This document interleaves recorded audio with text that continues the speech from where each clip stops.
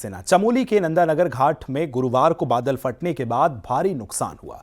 आज दूसरे दिन भी राहत और बचाव का काम चल रहा है। प्रशासन की टीमें आपदाग्रस्त इलाकों में पहुंचकर नुकसान का आकलन कर रही है। प्रभावित सभी लोगों को सुरक्षित स्थानों पर पहुंचाया जा रहा है।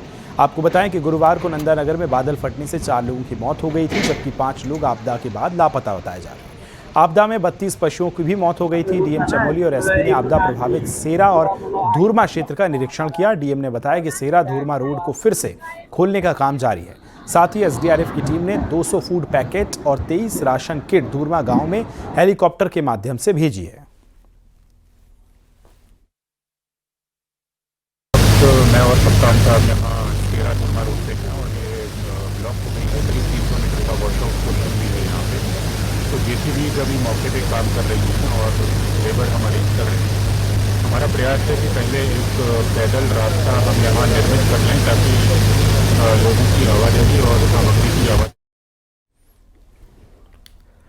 चमोली के नंदानगर घाट क्षेत्र में आफत कम होने का नाम नहीं ले रही है। बादल फटने के बाद मोक्ष नदी का जलस्तर अचानक बढ़ गया, जो शेरा गांव को लगातार खतरा पहुंचा रहा है। शेरा गांव के ऊपर पहाड़ी से लगातार मलबा बहकर आया और मकानों के गिरने का खतरा बना हुआ है, जिससे लोगों में दहशत का माहौल बना हुआ है।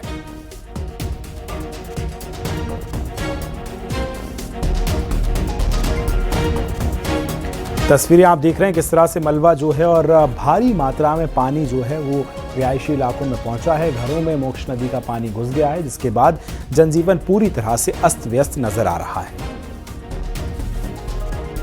नंदानगर घाट क्षेत्र में कम से कम 4 से 5 कस्बों में बादल फटने के बाद भारी नुकसान हुआ है। और आप देखिए इस समय भी हम जब यहाँ पे मौजूद हैं तो पानी का जो बहाव है वो लगातार बढ़ रहा है और यह पूरे गांव की तरफ आ चुका है।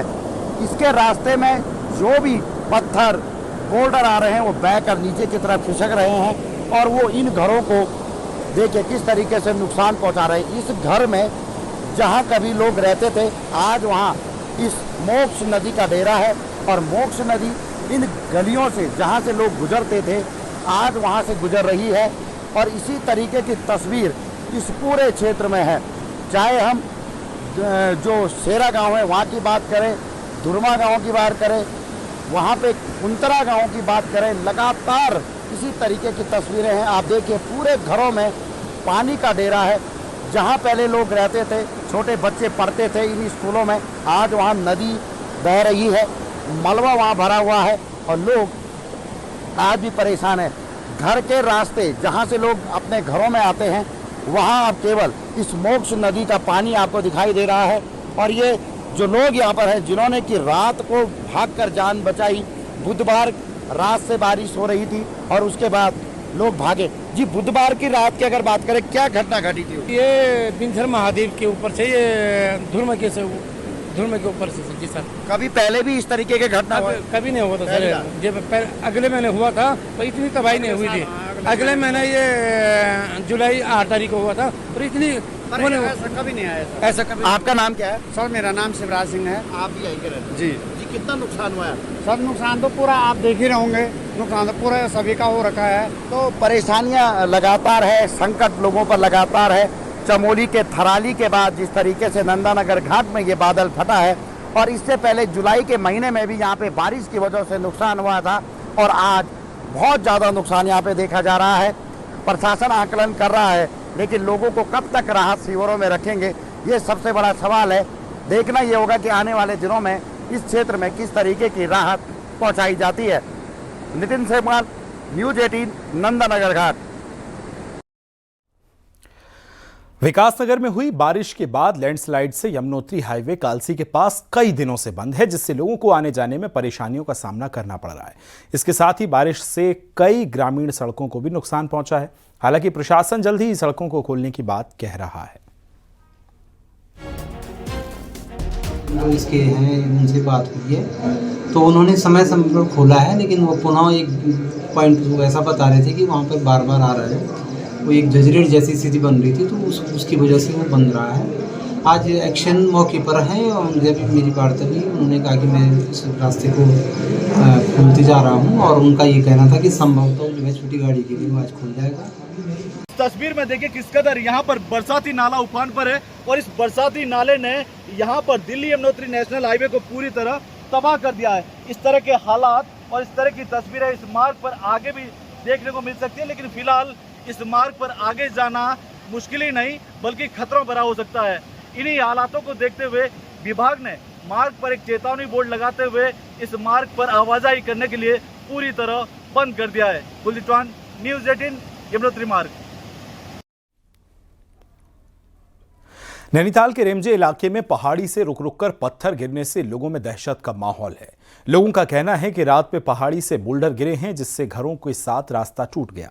वहीं सीवर और पानी की लाइन टूटने से लोगों की परेशानी और बढ़ गई। स्थानीय लोगों ने जल्द इसको ठीक करने की मांग की और दूसरी ओर पहाड़ से गिरे बोल्डर अब निचले इलाकों में के लिए खतरा बन गए हैं।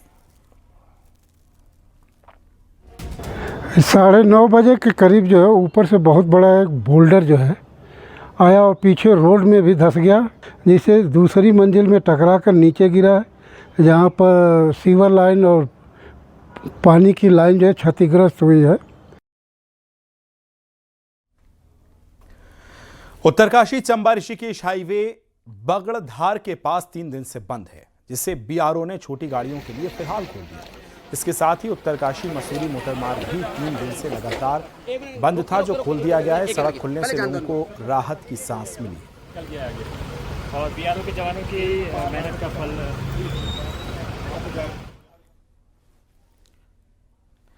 उत्तरकाशी के गंगा और यमुना घाटी में आई आपदा से सरकारी और निजी संपत्तियों को काफी नुकसान हुआ। डीएम का कहना है कि आपदा से सरकारी और निजी संपत्तियों को बहुत नुकसान हुआ, जिसमें जिले में करीब 845 करोड़ का नुकसान का आकलन है। अभी ये एक्चुअल आकलन नहीं है, ये एक प्रोजेक्टेड आकलन है, तो उसके हिसाब से 845 या 850 करोड़ का बीच में उत्तरकाशी जनपद में हमारा irrigation, roads, water, tourism, horticulture, agriculture, health, ये मेजर डिपार्टमेंट में बोले। और उसके अलावा जो जिनका कम है नुकसान लेकिन है, जैसे हमारा डेवलपमेंट सेक्टर का है, हमारा स्कूल्स का है, बिल्डिंग्स का है, वो है। देहरादून और गढ़वाल के हिस्से में आई आपदा से कुमाऊं के सबसे बड़े शहर हल्द्वानी में भी प्रशासन अलर्ट हो गया है, क्योंकि यहां की भौगोलिक बनावट कुछ ऐसी है जैसी देहरादून की। ऐसे में कभी यहां भी बादल फटने की घटना हो सकती है। रिपोर्ट देखिए। सभी लोगों से अपील की जाती है, अगले 2 दिन रेड अलर्ट है।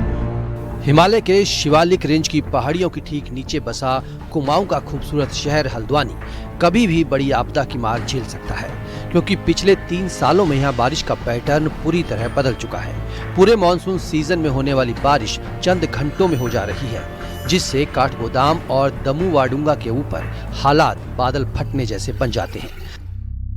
साथ ही इन इलाकों से निकलने वाले रक्सिया, कलसिया और देवखड़ी जैसे नाले उफान पर आ जाते हैं, जो कभी भी तबाही ला सकते हैं। नालों के उफान पर आने की सबसे बड़ी वजह नालों के किनारे अतिक्रमण है। बारिश के टाइम पे अत्यधिक प्रभाव पानी का रहता है। इस बार भी वहाँ पानी काफ़ी ज़्यादा रहा है।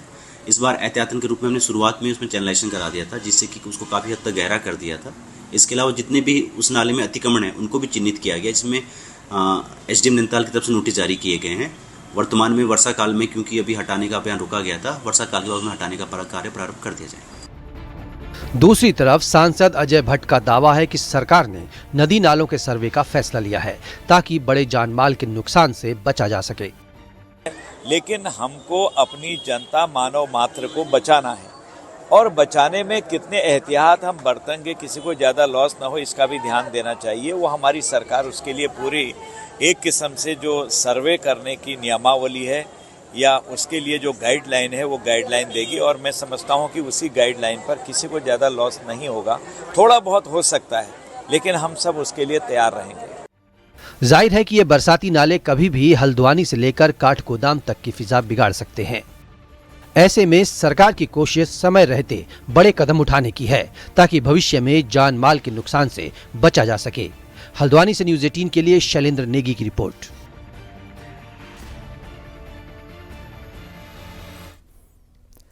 उत्तराखंड में आपदा के बाद 2500 से ज्यादा गांवों की बिजली व्यवस्था चरमरा गई है। पोल टूट गए हैं, ट्रांसफार्मर बह गए और बिजली लाइनें उखड़ गई। हालांकि अभी भी ज़्यादातर जगहों पर बिजली की सप्लाई हो रही है, लेकिन अब भी करीब 36 गांव अंधेरे में डूबे हैं। वहीं देहरादून में करीब 16 गांव ऐसे हैं जहां अभी भी बिजली गुल है। बिजली गुल होने से पेयजल आपूर्ति ठप हो गई है, जिससे लोगों की मुश्किलें बढ़ गई हैं। आपदा में यूपीसीएल को भी भारी नुकसान पहुंचा है और विभाग ने 125 करोड़ से ज़्यादा का नुकसान का आकलन किया है।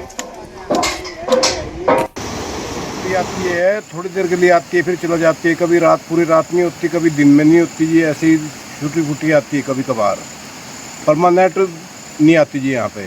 कब से चलो कभी पेड़ गिर जाता है तो कुदरत की वो है। ये वैसे भी यहाँ का मामला ऐसे ही है जी, इनका लाइट वालों का काफ़ी समय हो गया जी, ऐसे ही चल रहा जी। कुमाऊं के पहाड़ी जिलों की लाइफलाइन लंबे समय से प्रभावित है। स्वाला और क्वारल की दरख्ती पहाड़ियां लाखों की आबादी को आए दिन परेशान कर रही हैं, लेकिन अब इन्हीं दरख्ती पहाड़ियों पर सियासत भी गरमाने लगी है। रिपोर्ट देखिए।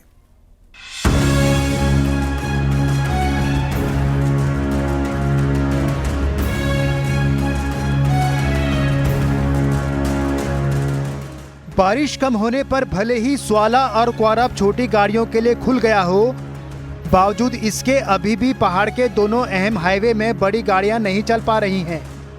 बड़ी गाड़ियां नहीं चलने से यात्रियों को तो दिक्कत हो ही रही है, साथ ही कुमाऊं के चारों पहाड़ी जिलों में जरूरत का सामान भी महंगा हो गया है।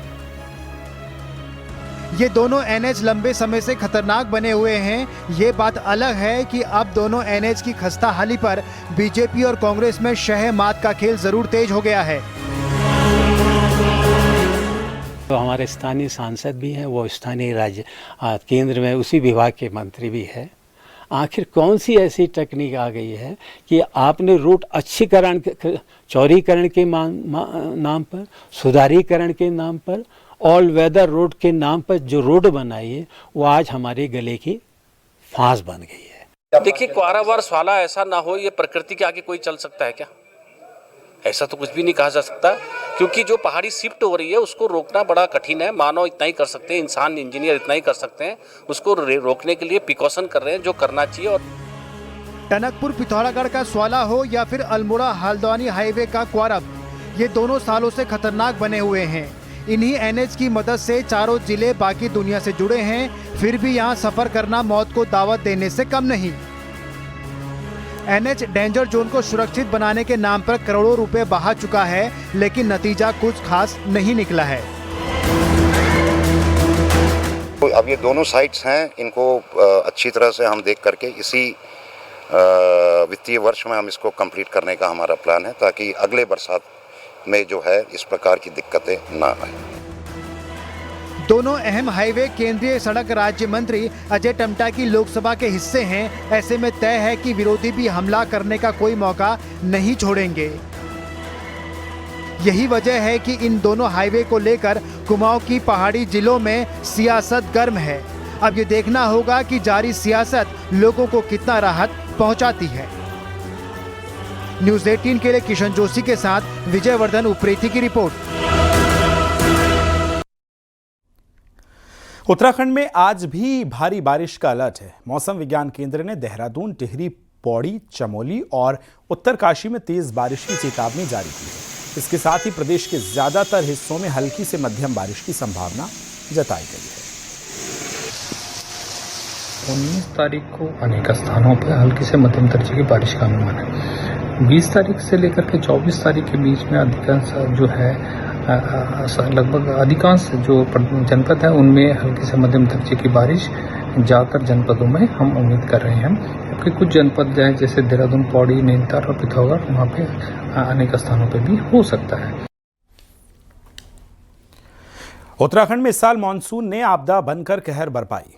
मैदान और पहाड़ी इलाकों में लगातार जारी आफत की बारिश ने लोगों का जीना मुहाल किया है। वहीं इस साल कई ज्योतिषाचार्यों ने बारिश और आपदा को लेकर पहले ही भविष्यवाणी कर दी थी, अब वो सही साबित हो रही है।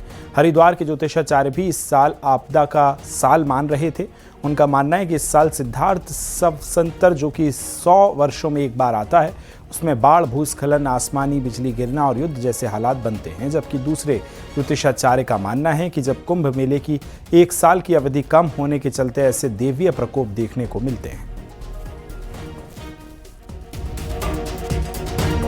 कि हर 84 वर्ष के पश्चात जब बृहस्पति जो है एक राशि से पे पहले आ जाता है, यानी कि एक जब वर्ष में जो है कुंभ जो है एक वर्ष पहले पड़ता हो, हरिद्वार में जब भी ऐसा होता है, तो आने वाले जो 6 साल होते हैं वो प्राकृतिक आपदाओं के, युद्ध के और तरह तरह की व्याधि इत्यादि के होते हैं। इस बार ये प्रारंभ से ही कहा गया था कि ये जो नया संवत्सर प्रारंभ हो रहा है, सिद्धार्थी नाम संवत्सर, इस संवत्सर में निश्चित रूप से वर्षा ज़्यादा होगी और हर क्षेत्र में बारिश होने का है योग प्रारंभ से ही था। जब सूर्य आर्द्रा नक्षत्र में प्रवेश किया जब सूर्य ने, तो तभी से इस और दृष्टि पड़ने लगी थी ज्योतिषियों की भी।